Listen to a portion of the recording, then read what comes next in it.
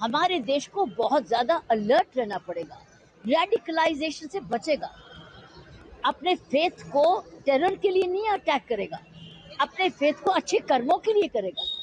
जब तक ये समझ नहीं बढ़ेगी, ये टेरर अटैक होते रहेंगे।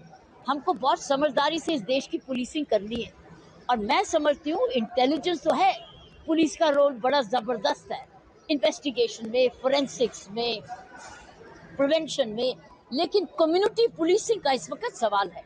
हम अपने अपने पड़ोसी का ध्यान रखें कि क्या कर रहा है हमारा पड़ोसी। ये इतना सादा सामान इतनी आसानी से इकट्ठा नहीं होता है।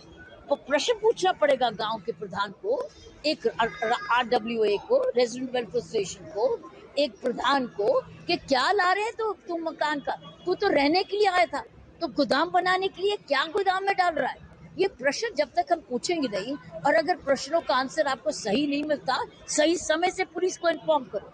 ये अब कर्तव्य है हमारे देश का।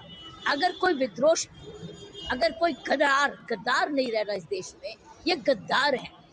अगर गद्दार देश में रहते हुए भी गद्दार बनता है, तो फिर हम इन गद्दारों को पहचानना पड़ेगा। गद्दार कोई भी हो सकता है, लेकिन अगर गद्दारी करता है देश में ही पढ़ता है, देश में सारे बेनिफिट्स लेता है और देश को मारता है, तो इसका इलाज पड़ोसी अलर्ट पड़ोसी। कौन किसको मकान दे रहा है किराए के लिए, कौन किसको गोदाम दे रहा है सामान लौटाने के लिए, कौन पड़ोसी रह रहा है कि ये सामान इकट्ठा कर रहा है, ये खतरनाक है। तो इसलिए मैं समझती हूँ अब एक तरफ तो लॉ इन्फोर्समेंट और पुलिस सरकार का काम कर रही है, और दिखता है कि कैसी जोर से कर रही है।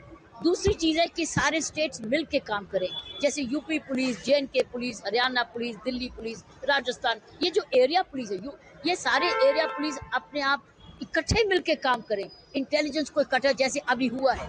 तो मैं समझती हूँ एक तरफ पुलिस मिलके काम करे, दूसरी तरफ कम्युनिटी पुलिसिंग करे, जो अपनी अपनी जिम्मेवारी ले, अपने और देशभक्ति का इम्तिहान पास करे। ये गद्दारों को ढूंढना अब हमारा कर्तव्य है, उनके ऊपर नजर रखना और पुलिस को इन्फॉर्म करना। अब चुनौती ये है, cannot be but because it's a money trail, it's big money, this is big money after terrorism.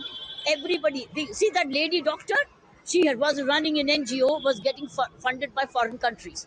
So it's all about funding, it's all about big money, and therefore we need to watch over their money trails, block their accounts and trace the accounts. I think that's a critical thing.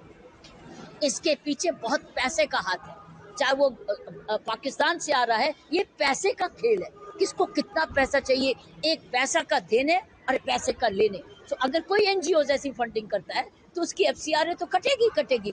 तो मैं समझती हूँ ये है इस वक्त बहुत ज्यादा अलर्ट होने की, कि कौन पैसा ऑक्सीजन है, पैसा के लालच में भी है, तो इसलिए ये लालच को खत्म करने के लिए इनके बैंक अकाउंट्स को खत्म करना है, और बैंक अकाउंट्स को डिक्लेयर, बैंकिंग का भी बड़ा इंपॉर्टेंट रोल है।